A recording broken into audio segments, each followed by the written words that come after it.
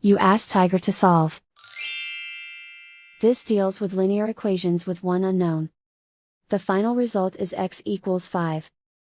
Let's solve it step by step. Simplify the expression. Break up the fraction. Expand the parentheses. Simplify the arithmetic. Group like terms. Multiply the coefficients. Find the greatest common factor of the numerator and denominator. Factor out and cancel the greatest common factor. Simplify the fraction. Group like terms. Group the coefficients. Convert the integer into a fraction. Combine the fractions.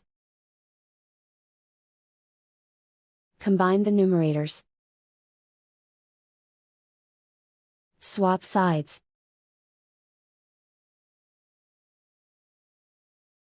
Group all constants on the right side of the equation.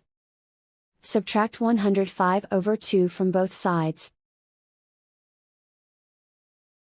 Combine the fractions. Combine the numerators. Reduce the zero numerator.